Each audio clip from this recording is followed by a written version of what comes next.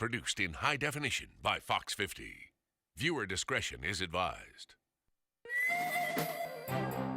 Once labeled missing and endangered, tonight their cases are death investigations with undertones of murder. NC Wanted in high definition starts now.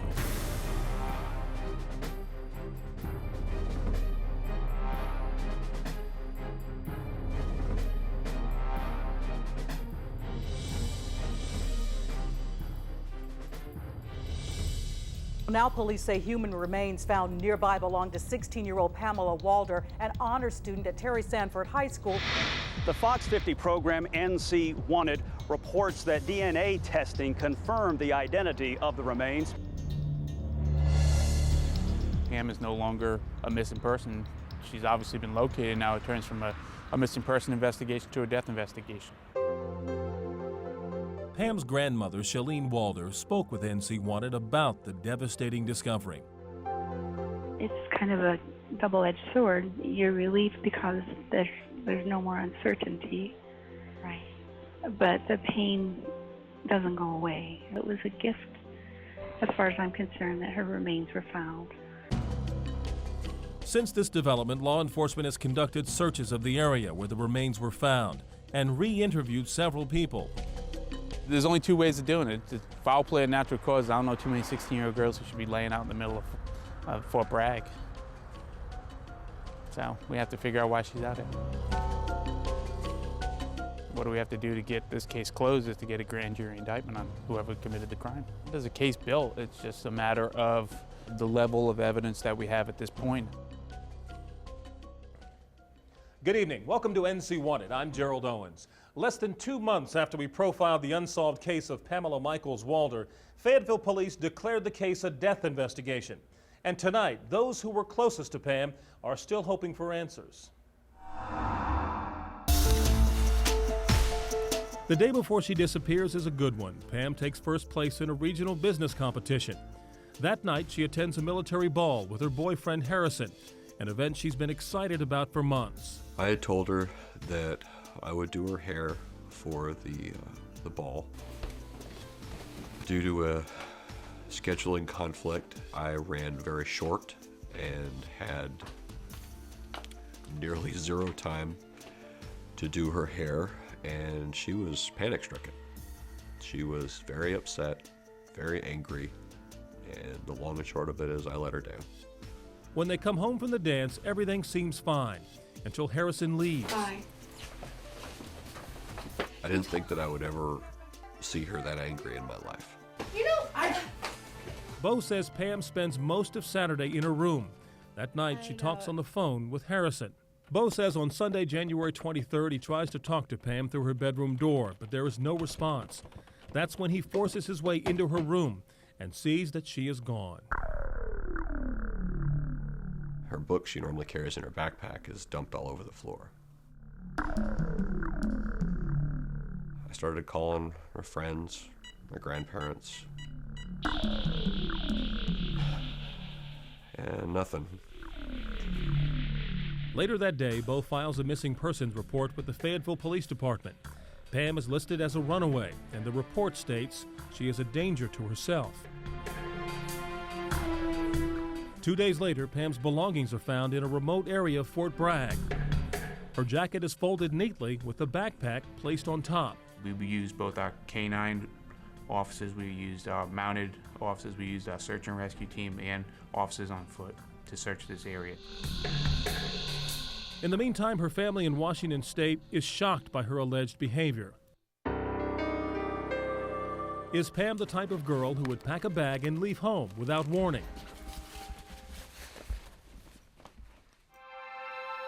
Pamela Michaels Waldher was born October 27th of 1988.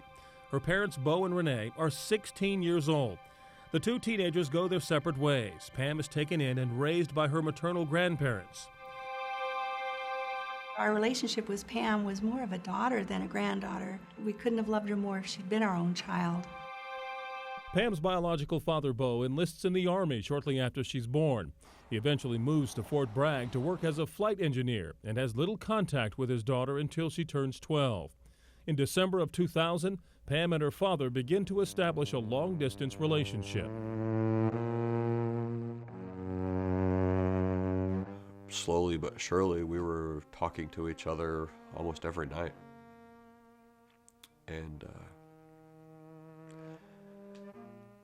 I began to learn more about what I'd missed. Happy birthday to Santa. Over the next 2 years, Pam and Bo see each other frequently. After a 2-week stay in Fayetteville, Pam decides she wants to leave her grandparents in Washington State to live with her father in North Carolina. It was very good in the beginning. The first 2 to 3 months were extraordinary. It was so much better than I thought it could have been. She really was caring and loving and genuine.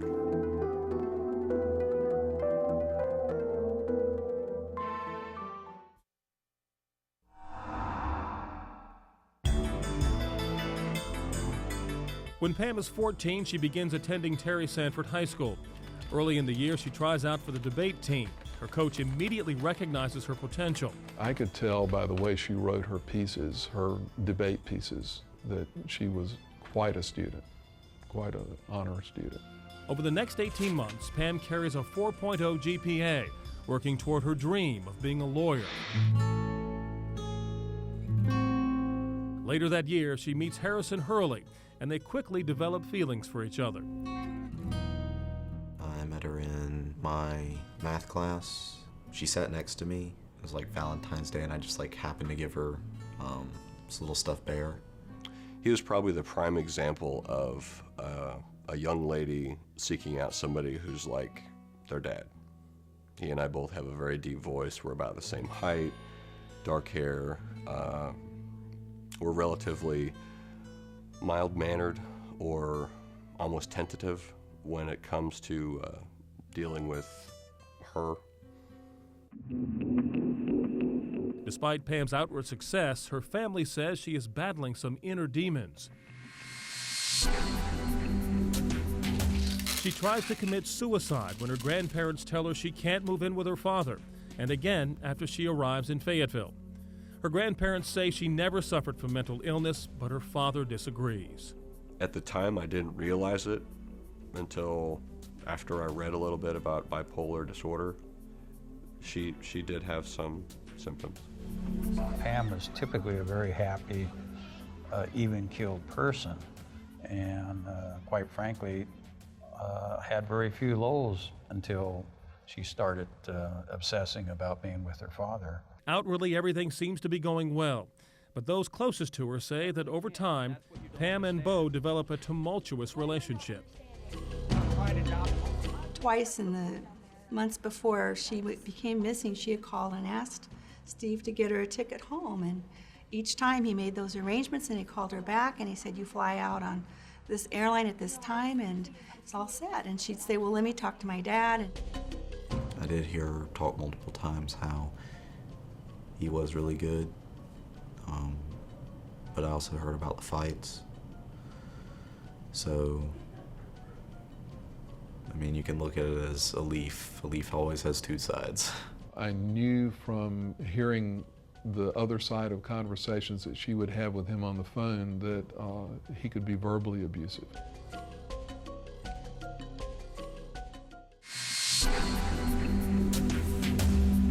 Few people other than her father believe Pam just packed her belongings and left home. But 18 months after she moves in, she mysteriously disappears in January of 2005. When she moves to Fayetteville, Pam's grandparents make sure she has the means to travel back to Washington at a moment's notice. She had Delta frequent flyer miles. We've checked her social security number. There's known bank accounts that have money in it that Pam had access to, and there's been no activity whatsoever. Her belongings are found nearly 20 miles away from her father's home. She has to go through Fort Bragg. She has to go through Spring Lake, North Carolina. So she has to go through basically 2 cities and a large portion of Fayetteville until she gets to where the bag is found. Nobody has ever said that they've seen her walking there. Her last reported phone conversation was at 7:30 p.m. with her boyfriend Harrison. He promises to call back at 10, but there is no answer. Yeah, I talked to her on the phone, and we were just having a nice conversation. There wasn't any talk of her leaving or anything. According to Pam's grandparents, she had plans to move home to Washington. Her father, however, sees things differently. Her grandfather had told her that he wanted her to stay until the end of the school year. If she wanted to come back after that, it was fine, but he wanted her to stay otherwise because he didn't want her to screw up her school. And I think that she felt she couldn't say, "Granddad, I'm coming home."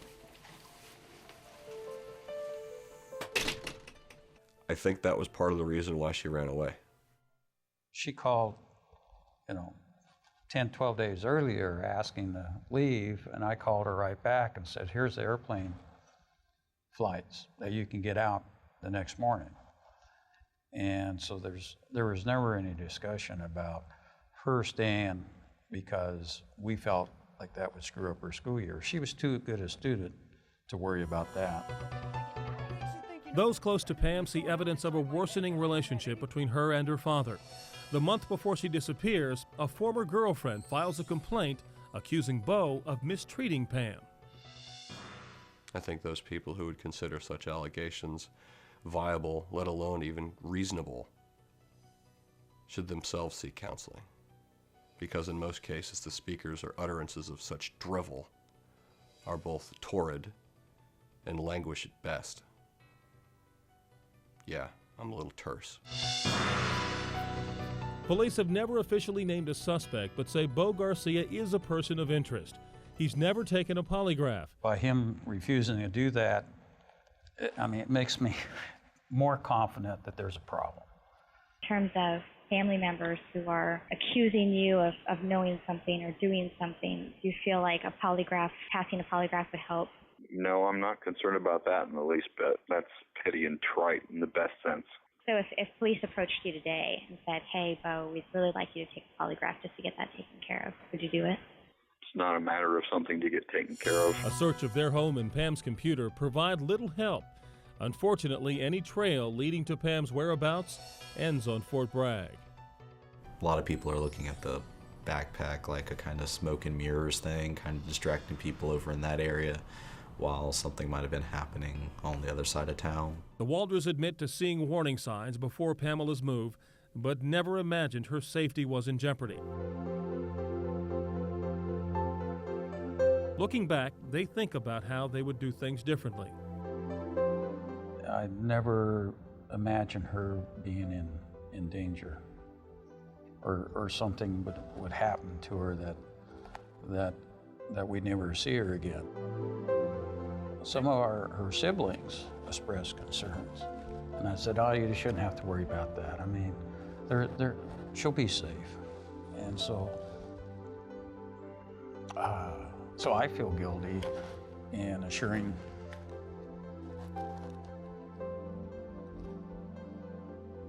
that nothing would happen.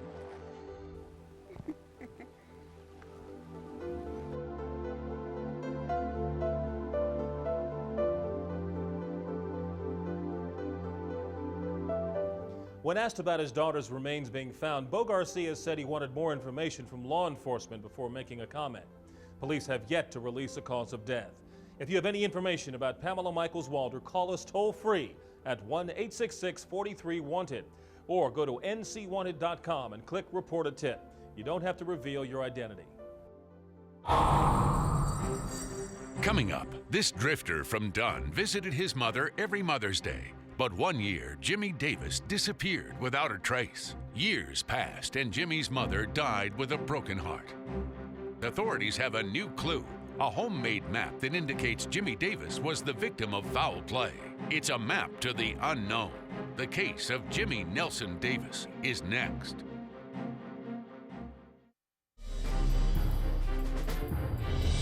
Our next case takes us to Harnett County in the town of Dunn. It's where Jimmy Davis called home, where he regularly returned for family visits. But in 1989, Jimmy disappeared. Some considered him a missing person, but those who knew him were convinced that something terrible had happened. Tonight, authorities may hold a clue that could confirm the family's worst fears.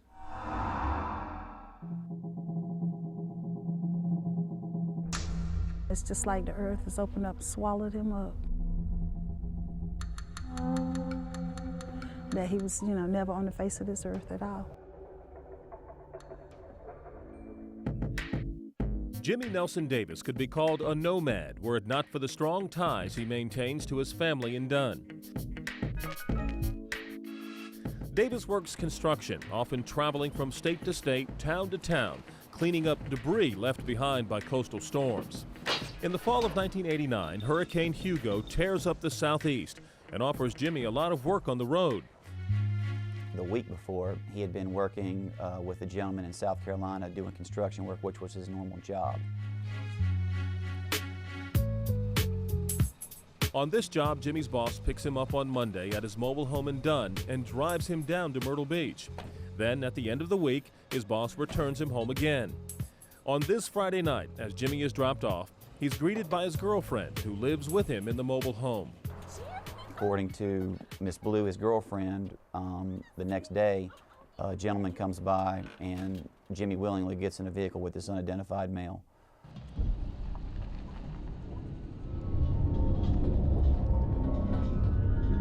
"5 days go by, and there is no word from Jimmy. His girlfriend goes to police to file a missing persons report, but with no evidence except the fact that Jimmy left with an unknown man, there are few leads police can pursue. They didn't have any leads to focus on. They didn't have anywhere to look for him. No one sees or hears from Jimmy Davis. Events come and go in Dunn, but Davis's family says if alive, he would never miss. He never showed up for no more birthdays. He never showed up to my sister's funeral. He didn't come to his mother's funeral. Jimmy Davis's family in Dunn has spent the last 2 decades searching for their brother and wondering how he could have simply vanished 18 years earlier. Then suddenly, in June of 2006, a map is delivered to the Dunn Police Department, claiming what everyone had always feared, that Jimmy Davis wasn't just missing, he'd been murdered. In my career, I've never seen anything like this, and this is one of the things that piqued my interest in this case. I've never seen someone trying to tell us where a body is. The map contains some vital information and some that's confusing. For instance, the last name on the map reads Davidie. Could it be a careless mistake, or could the map maker have been referring to someone else? There seems to be no mistake in the map's directions. It's obviously a person who knows the area. The map was detailed enough, and there are certain things in the map which, obviously the person was familiar with the area. When they follow the directions to the place marked body, they discover that the map maker is indicating the field behind the trailer in Dunn, where Jimmy Davis used to live. This trailer here, it was another trailer in front of it. You can see where the grounds have, where something has been removed. That's where his trailer was.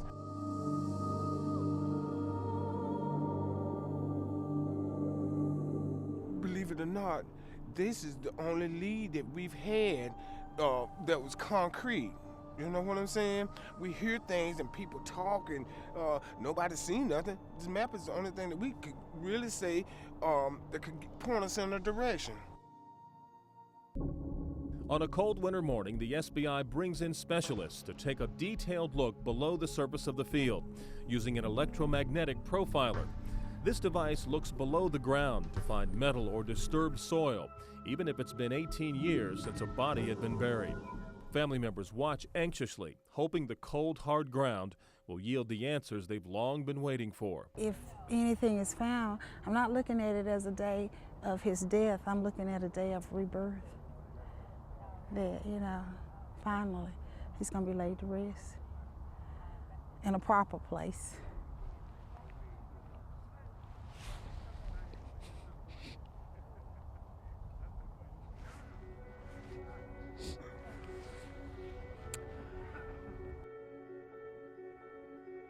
Sadly, by the end of the search, no body is found in the field.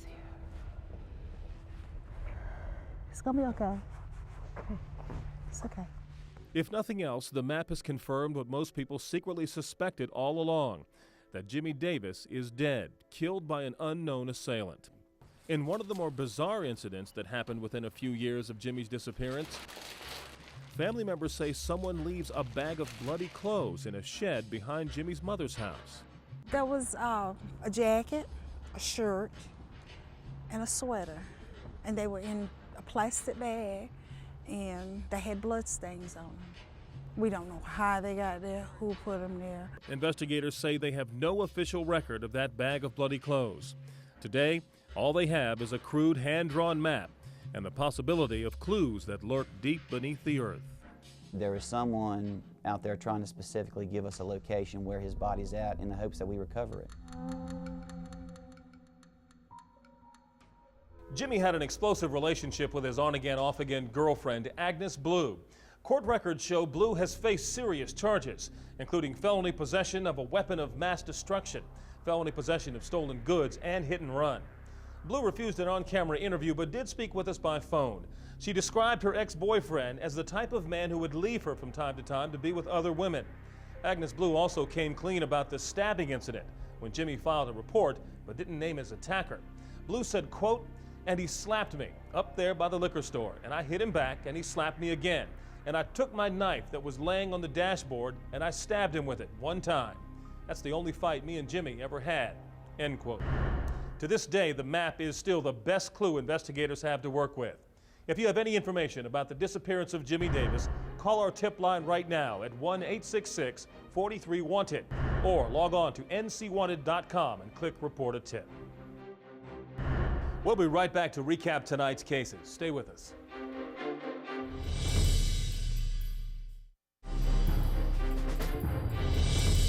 Time to recap tonight's cases. She was an academically gifted teenager with plans to go to Harvard.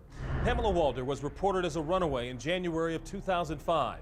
2 days later, her bag and coat were found on post at Fort Bragg. In late 2007, just weeks after we profiled her case, law enforcement confirmed her remains had been found on Fort Bragg. Police now suspect foul play.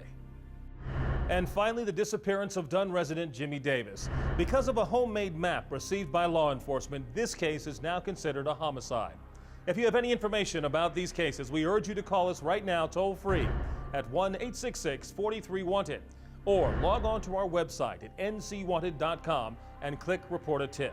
As always, you can remain anonymous.